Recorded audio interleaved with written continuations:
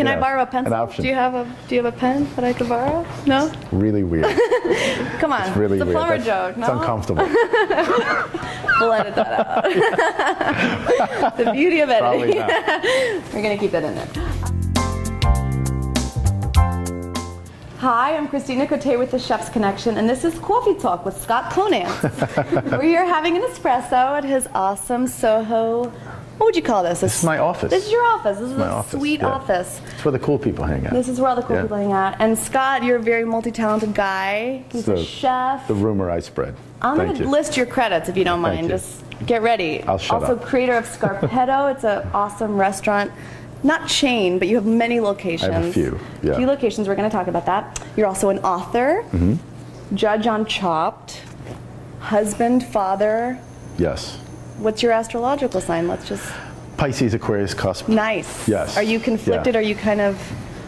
I'm not conflicted at all. I'm fine. You're fine. Yeah, I'm fine. Got I'm good. it. So I don't know how the zodiac feels about me, but I'm okay. We're going to weigh in. We're going to get a lot of good comments on that. Good, We'll okay, see good. Who, you know, which group wants to claim you as Let's their see. own. All right. So, Scott, a lot of people know you from your work on Chopped as a judge.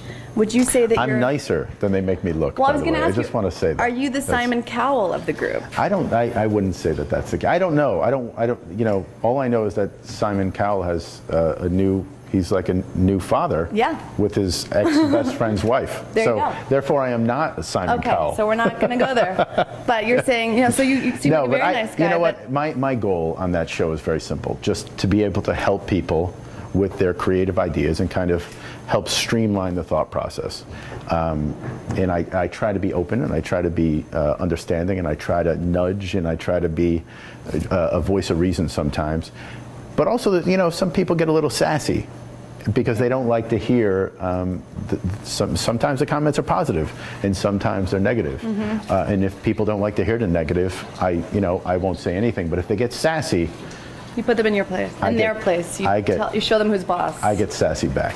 I like that. Sassy Pants Scott Conant. Sassy Pants Scotty. That's what they call me. Sassy Scotty. That's your new nickname. Yes. Awesome. And I've read on the internet that you enjoy cooking with your two daughters. Is that true? Yes, I have a 4-year-old and I have a 19-month-old. Nice. So and that's just a blast. That's just a blast. Putting them to work. They're getting in the kitchen. Yeah, and I don't pay them. So there's some child labor laws that which let's not let this video go too viral. No, we'll keep it confined. Yeah, exactly. Thank you. Close to the vest. 12-hour days. I mean, it's not too much. No, of course. I mean, this is good training. You know, they have a good mentor. So no, my 4-year-old likes to be the seasoner. So she likes to salt things. That's her big job. So whenever it's time to season and salt things, that's her job. She likes to sprinkle and make sure. But she's very thorough, and she loves to cut things. She's already using a knife. That's wow. 4. Is it like a She only has Fisher 3 Price fingers knife? left. She only has 3 fingers. But, you know, she's getting there. Considering, you know, what she's learning, she's got a leg up on the competition. Yeah, 100%. Very cool. Yeah, and fun. so when you cook at home, do you like put music on and kind of make it more of like a party, or is it very serious? No, it's never serious. I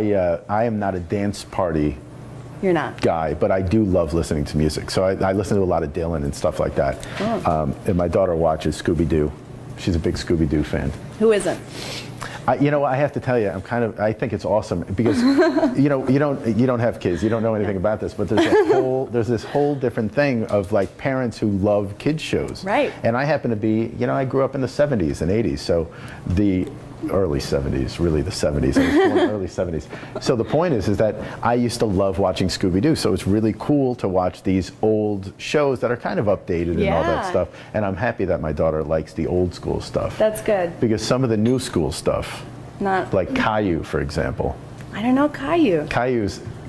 Caillou's not my friend. I don't like that kid. You more of a SpongeBob kind of guy? No, SpongeBob is a little. He's a little more intellectual, right? Yeah, which is not for me. Is that what you're trying to say? What are you trying to say? I'm thinking you would like SpongeBob because you guys can talk about, you know, philosophy, Nietzsche. Yeah. Really get deep with it. I've never understood the idea of SpongeBob. How they live under. They're living in the ocean. They're living under this. Yeah. That's kind of crazy. It is crazy. Yeah, I don't do any drugs. And all right, that's really what we're getting at. And I think if I wanted to understand SpongeBob, I'd probably have to do some drugs. There you go. All right, so we'll keep it clean. It's like watching Stick that Pink Floyd. Watching that Pink Floyd movie. If you don't smoke, you're not going to get it. Doesn't hit it. Yeah, doesn't do the same thing. Is this So I've really heard. happening on This is camera? happening. All right, go ahead. We're high on caffeine, so things are getting This is pretty only like my crazy. 20th espresso today. I'm good. Yeah, so you like coffee. Yes, I do. You're Italian, your wife is Turkish.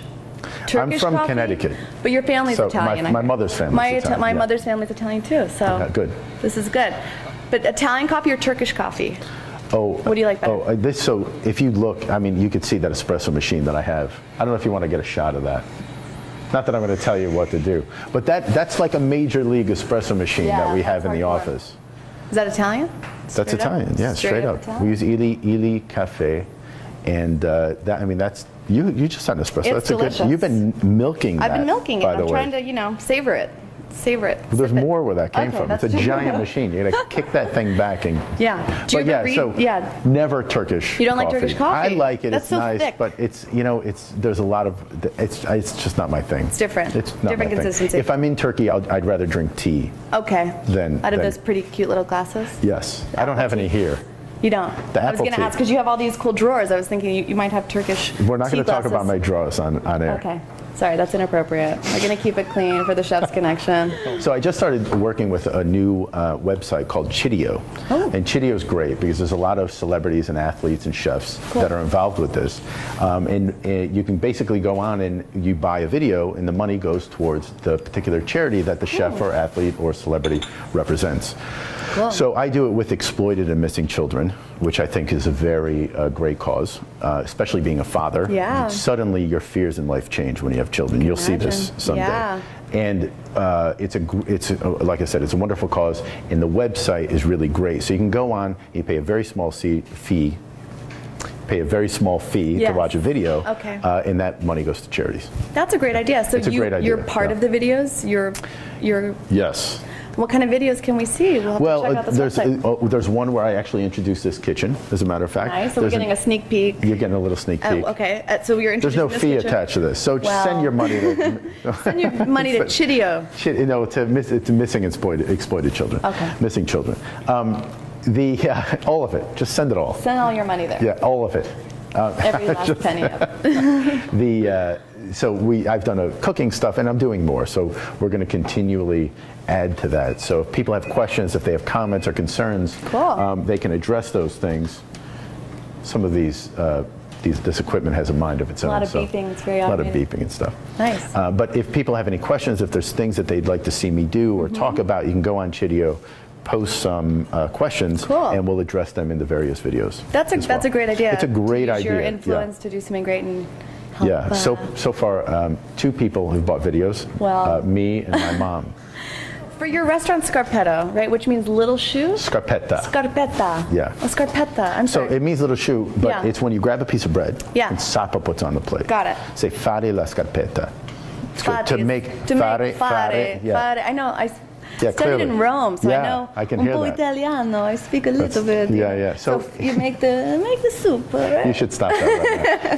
So basically, whatever is like leftover residual sauces on the Yes. plate, you take a piece of bread and sop it up. Very And nice. so they say to make a scarpetta. And if you look at the logo, the branding and logo of scarpetta, it is what the plate looks like after the bread I is come saw that, through. like a smear. A schmear, A yes. schmear. Yes. Little schmear. Yeah, it's like pretty that. cool. Okay. Clever. That's all I got. That's it. No, that's very That's cool. all I got. And so you have multiple locations, right? Miami, Beverly Hills. Las Vegas, New York, Miami, and Beverly Hills. Yes, Got Los it. Angeles. Which is your favorite location, or is that like choosing your favorite child? Is that Oh, too it's hard to say. choose? It's too hard to say. Yeah, I mean, New York is home, so I live in New York City, and I love going to LA and Vegas. Yeah. And my second home is actually in Miami. Okay. So, and I've spent a lot of time over the years in Miami. So I guess the benefit of, what's the point, right? The point is to create a life that you want to live.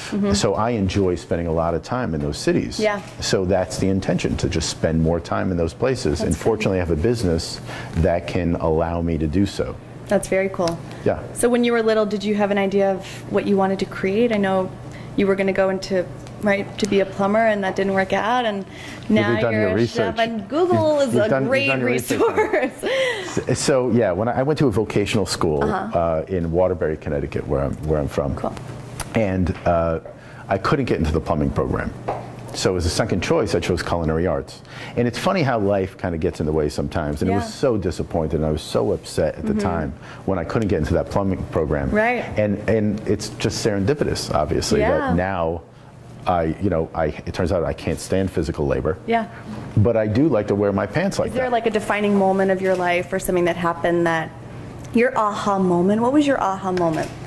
Did you have one when you were like, oh my God, I'm doing what I'm supposed to be doing, this is perfect? If, the good news is that life, when things align, right?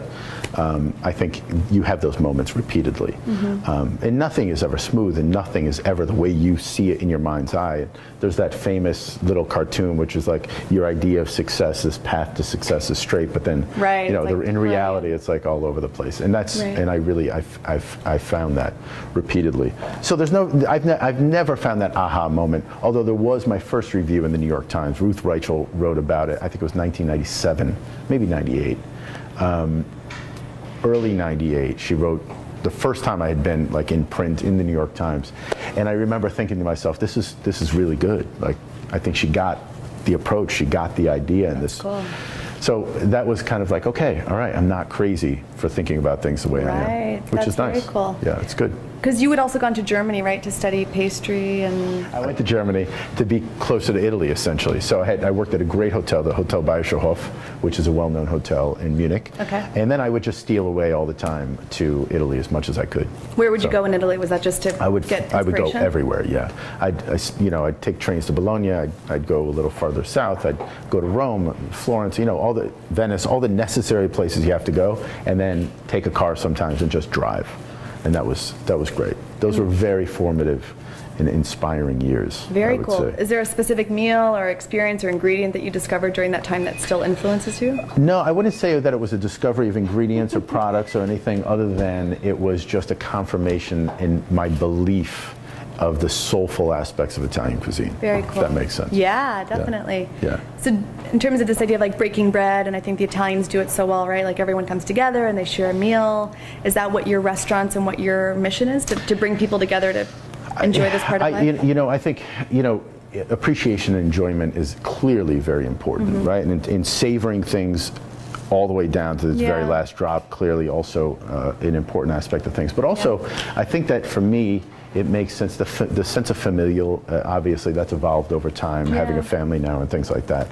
But most importantly, it's the balance between, there's a word in Italian, it's called sprezzatura. Okay. So sprezzatura is this art of making the elegant look very easy to do, so to speak. A certain sprezzatura. Okay, so there's certain nonchalance, if you will. So whether it be, having an office like this, which is kind of your traditional, typical Soho loft space in the heart of New York City, and adding some modern components to it, and also balancing with rusticity, and really creating a mood and an energy that's unique, but also familiar, simultaneously. Yeah, warm that's and kind inviting. Exactly. That's kind of what I love about this industry to begin with. Very cool. Yeah. Do you have a mentor, someone who influences you, who does that really well, that you emulate? No. So you're the pioneer. No. So I've never. It's very strange because everybody. You know what? I've never worked for that great chef, right? I never worked for Jean-Georges and Danielle and all those great chefs coming up, because I really always wanted my own very particular point of view on things. So I've worked with some good people, but never that. I never wanted to be someone else's disciple. If that makes sense. Sure. I wanted to be able. It took me a little longer, but I wanted to be able to create my own vision for things that are unique to me and my sensibility and my, my kind of spirit, if that makes sense. When and how do you get your best ideas as a creative person that's marching to the beat of your own drum? Is there are you with friends out late at night and then something hits you? Are you running down the High Line? When do you get your moments of inspiration? You know what? I'm very fortunate that I surround myself with really good people who are very talented and have their own great ideas. And my goal is to take some of those ideas, hone them, or present them with ideas and allow them to hone them. So it's a creative process, and I throughout my career I've always found it really important to allow people that freedom of creativity. So, but what's the box that you got to live in? Like, what's the framework? So I say, from a marketing and a business element, this is the framework. We have to live inside this framework. Once we're outside of the framework, then we're off brand, so to speak. So we have to live within the confines of who we are. So are there other creative outlets that you enjoy? Do you do other kinds of creative things when you're not in the culinary arts? No, not really. That's really your medium. I look at a couple things. I look at design a lot. I look at art. I like the emotion of art. I like the emotion of photos and photography. Like great photographers, of food photographers, like Batman, for example. For example. So, shout out. Batman.com. His album's dropping. And that's what I find interesting, and I think it sparks creativity for me.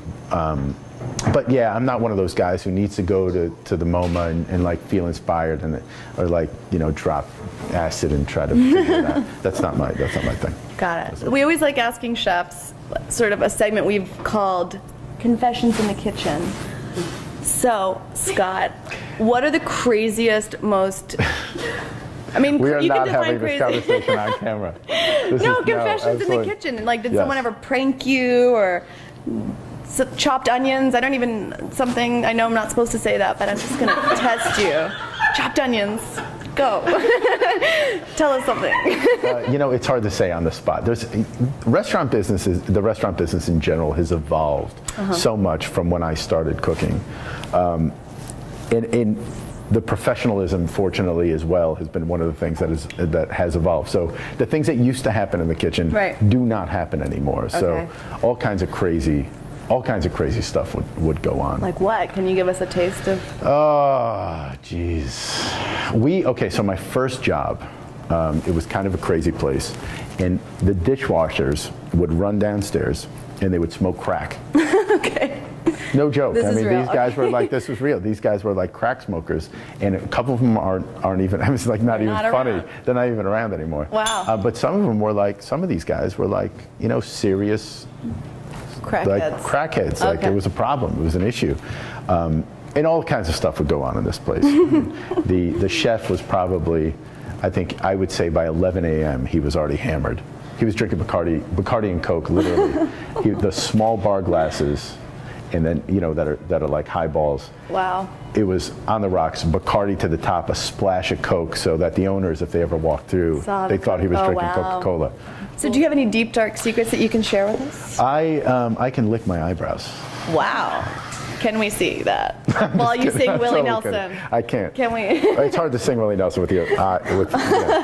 No, deep, dark secret. That's so awkward. Yeah. I actually do not like ketchup at all. Don't. So there's a story that I tell sometimes, but not that much, or else it wouldn't be deep or dark. Right. But there was a time in my life where I had these little copper pans in a restaurant, and so we needed clearly to polish these things. But I was having some issues with the way some of the runners and busboys were polishing these things. So I decided not to use a chemical polish, and I decided to buy ketchup because of the high acid content of the ketchup. You can use something that's somewhat tactile and really get a great copper polish out of that stuff. That's a good trick. But I hated the idea, and I use the word hated, and I have a 4-year-old, so you can't throw that word around, right? Lightly, it's true. So I hated the idea of having ketchup. I hated the idea of having ketchup inside this restaurant. So and staff would use it, obviously, for family meal and all that kind of stuff.